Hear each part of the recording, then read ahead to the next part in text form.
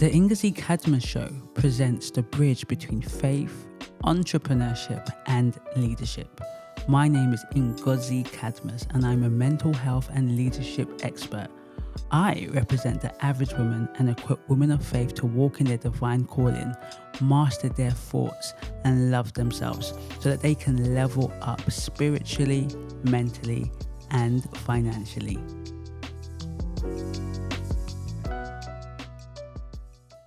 Welcome to the Ngozi Cadmus Show, episode 8, and we're going to talk about Business 101. 101. As a leader, as a woman of faith in your organization, in your business, or in a company, in an organization, in an organism, how do you develop your team? Whether it's a team of 2, 3, 4, 5, 10, hundreds, or a team of you, how do you invest in the personal development of your team? That is the question I am asking you. What do you do to develop your team professionally and personally? Because if you want your business, if you want your company, if you want your department to be competitive, to be cutting edge, to be trailblazing, it's based on your team.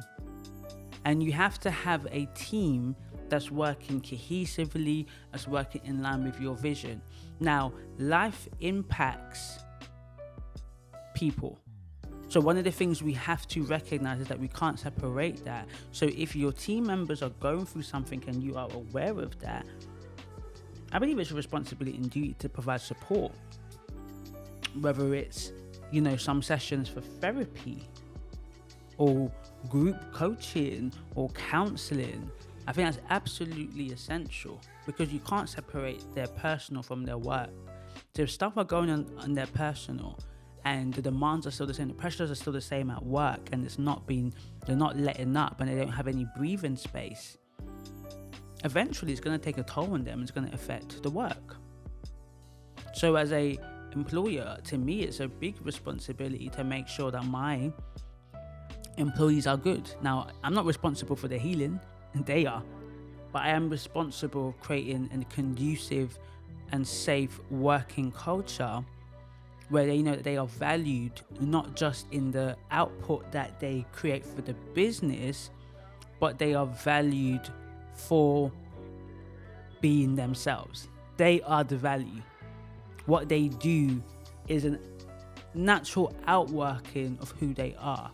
And I'm investing in who they are. Even if it takes them outside, because then I know that person doing big things in another organization, doing their own thing, had a foundation here, had a foundation in my organization. So one of the things that I am doing and I've done is continuous professional development with my team.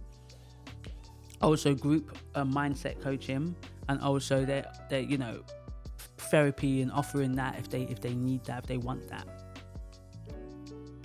And of course, my company is an employment assistance provider for other organizations that pay for their employees to receive therapy.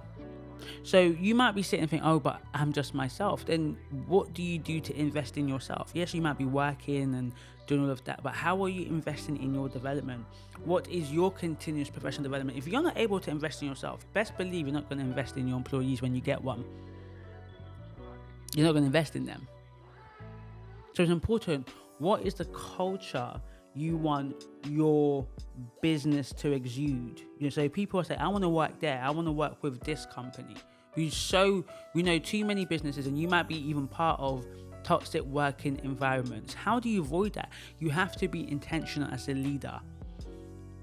You have to be intentional as a leader to know the needs of your staff and how you can support that. Now, some of you are going to say, but I haven't got money.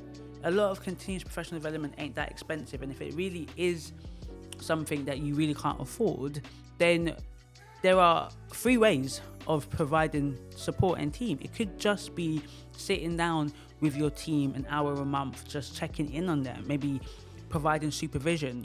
In health and social care lines of work, what we call supervision. So a manager or a deputy or anybody who's a bit more senior has regular meetings with a worker, just basically making sure that the work is getting done, and also the support, how's it going, because social work, therapy, nursing, so many of those type of jobs are very demanding and they take a toll on you mentally and emotionally. So it's important to kind of have that safe space to talk through things, right? But in a lot of other industries, they don't really have that. It's usually appraisals and it's usually about monitoring, right? And it's like that in health and social care, unfortunately. But the idea of supervision is to be restorative, to help the normative process, the formative process, and to help the individual grow in their development. So I actually think it's a great thing to institute in your organization, irrespective of your industry, whether you're in finance, whatever it is. Maybe regular supervision. If you can't do monthly and you're too busy, even if it's 6 weeks or bi-monthly, but having a space where your employees can come, they're not to be judged. It's not about them. It's not about their performance, but it's about them and how are they? What's going on with them? I think is absolutely vital and essential for a conducive working environment to help your organization remain cutting edge, help your organization be set apart, help your organization be where people want to work in. So, Business 101, especially if you are a woman of faith, whether your business is a Christian business, I really hate that term, I don't know what that means. When people say Christian business, because by definition and by default, if I am a kingdom citizen of the Most High, anything I touch, anything that comes from me is my ministry. Anything that comes from me is a business in keeping with the kingdom, even if it's not directly related to Christians. One of my businesses is not a Christian, but it doesn't just serve Christians, right? But I am a believer. The leadership team are believers. I made that purposely. Basically, the majority of the team are believers. I made that choice to have the management team be of faith, so that the values of the service, whether I'm there or not, reflect the kingdom values. But it's not a Christian business. Then this business, my coaching business that I support women of faith, it's not a Christian business either. It's a business that helps women of faith. I am a believer.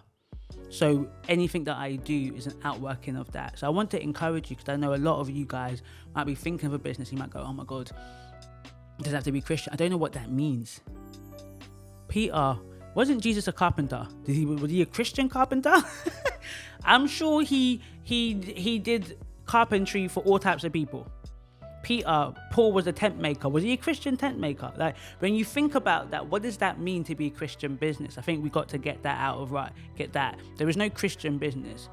Point blank period. If you are a true daughter of the King and you feel called to whatever you're doing and you're doing it well, you're doing it faithfully, you're serving, you're stewarding, you're in alignment with the Lord, then it's a kingdom business. Does that make sense? It's a business of the kingdom. It's a business because God says that wherever you are, the kingdom is. Therefore, whatever you produce, the kingdom is. As long as it is operating under kingdom biblical values. If the values ain't correct, if the values are not kingdom, then you can make that argument. But by definition, you don't have to work only with Christians or work for Christians to be a Christian business. I just wanted to get that out so you are not misunderstood, right? So I'm speaking to you leaders. Invest first and foremost in your professional development. I've invested over 100K in my professional development. So you might see all of these things, these letters under my name. Apart from my first degree, which to be fair I'm paying back, so I'm paying for it, everything else that I've done I've paid for myself, right? So when people look at me and go, wow, all of the things that you've done at your age and things I've accomplished and all of this different stuff, it's because I've invested. I took the whole idea of education seriously, but I took it not to just get educated for the sake of it, to make impact, to build generational wealth, to change the landscape, to disrupt the status quo? What are you doing with the investment that's been made in you, or the investment you have made in yourself? What are you doing with that? And then once you do that, invest in your team. As soon as you hire somebody, right, same way you ask about what are the career options and what are the professional development options, that's what you should be considering and thinking and putting in your package of care and contract for your team. I want to make sure that my social media assistant, my admin assistants, my council managers, my coaches, my therapists, when they come into my business and then they leave, they are 10 times more employable, 10 times much better in every area of their life. I ask my team regularly, is there anything that you need, any other areas that you want to be challenged in? Any areas of development, because I want to make sure, because I know that you guys are going to go on and do amazing things. We might do amazing things together for a very long time. We might depart ways. I want to know, irrespective of the route that we go down on, I want to make sure that you're worth 10 times when you started. That's just the way I am. I believe in the development of people, and so should you. And so should you. So this is a short and sweet one because there's really not much to extend on that, but it's just to emphasize the importance of investing in your team, invest in yourself and invest in your team. I shall see you in the next podcast. Bye.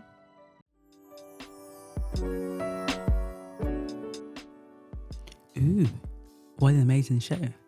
If I may say so myself. Well, thank you for listening to the Ngozi Cadmus Show podcast.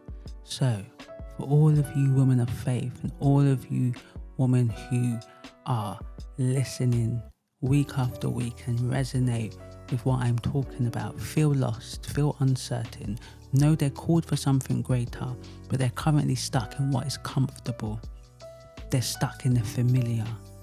And you honestly want to get out of that. You want to be all that God has created you to be. Sis, I got you covered. Yeah? I've got an amazing mentorship that I provide to women of faith like yourself to help them level up, essentially equip them with the skills that they need to fulfill their assignment on earth and to shift their mindset, have a complete metanoia, have a complete transformation. So if that sounds like something you're interested in, click the link on the website and follow the instructions, and I can't wait to see you in the community. So like, share, subscribe. That's YouTube. But for the podcast lovers, download it, share it, tweet it, review it, all of that good stuff, and I shall see you in the next podcast.